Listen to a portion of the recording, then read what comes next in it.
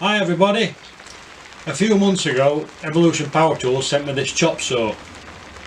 Now some of you know I haven't been about for the last couple of months. I'll go into that next week. So I thought it was about time I did a review on it. I used it in last week's video. For cutting steel I can't fault it one bit. So let's look at it in a little bit more depth. So if we look at the side of the box, it can do all the things all the chop saws can do, 45-degree angles, 22.5, etc, etc. It can do pretty much everything other than microwave chickens. But on the front of the box it states that you can cut through an RSJ. Now it just so happens I've got some RSJs waiting to be cut. Now this RSJ is 5 inch by 3 inch. I don't know where it is in New English. So I got myself all geared up and ready for action.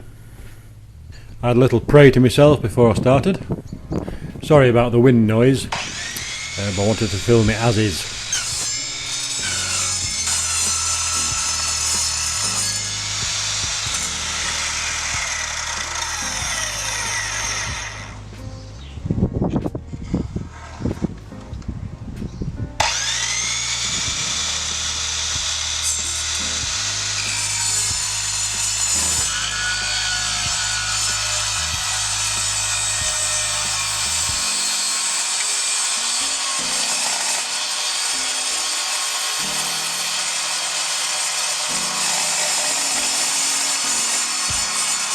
The blade just wasn't quite big enough to do a 5x3 joist. It nearly made it.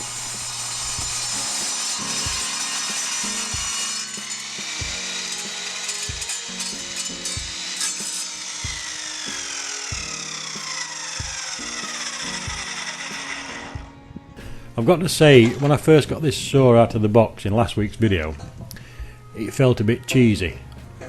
But if you can cut through this, you can cut through just about anything.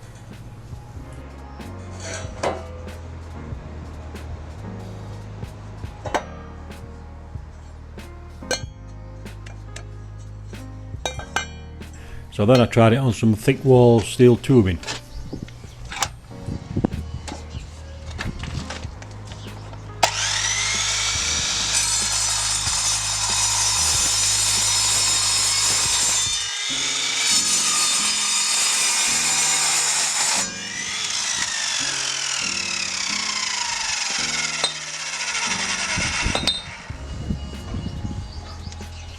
So now I know it can cut through pretty much any steel you can chuck at it.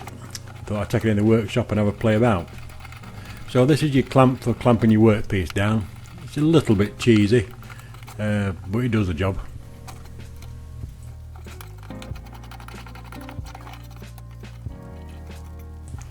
You undo the little set screw at the back and adjust the angle of the base. The base locks into the angles quite nice.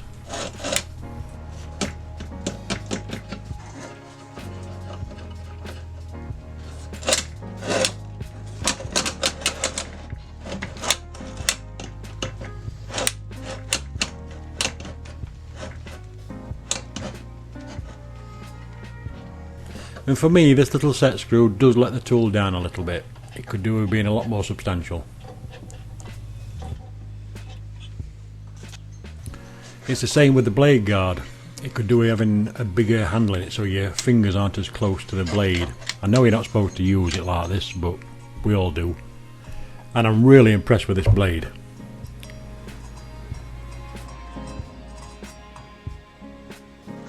And for a cheaper saw, there's not much play in the handle.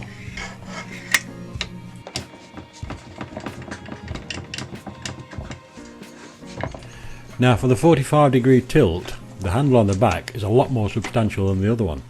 I don't know why they haven't made a more substantial one for the other one, I don't know.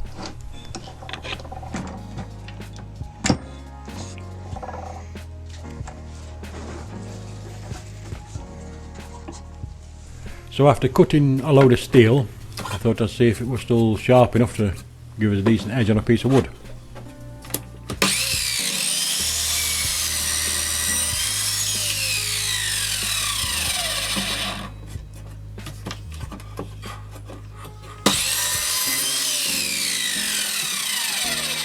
I put the set square across it, and I didn't bother putting it up to the camera because you won't be able to see it, but it is just a gnat's off.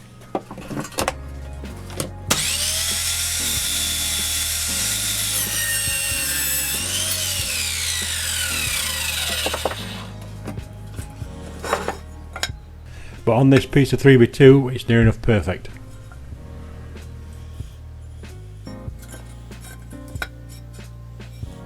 So there we have it, the Evolution Mitre compound saw, compound mitre saw, something like that. It comes in 110 as well as 240, so if you go to order one from Screwfix, make sure you order the right one.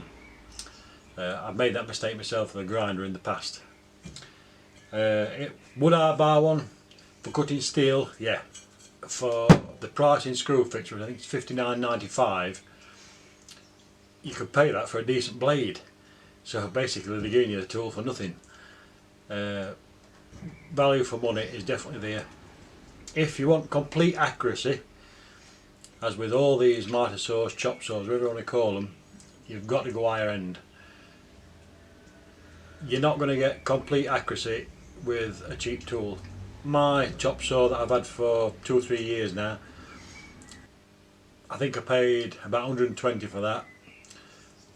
That's not very accurate. I have to muck about with it and make sure I'm cutting it right, etc. This could be tweaked to make it 100% accurate. It is actually more accurate than mine. Mine's got a lot of play in it, but only time will tell. All in all, I'd rate this, especially for cutting steel. I wish I'd have got one ages ago. So that's it for that one. I'll leave a link in the description for Screwfix in case you want to have a look, and I'll see you next time. So thanks for watching, bye for now.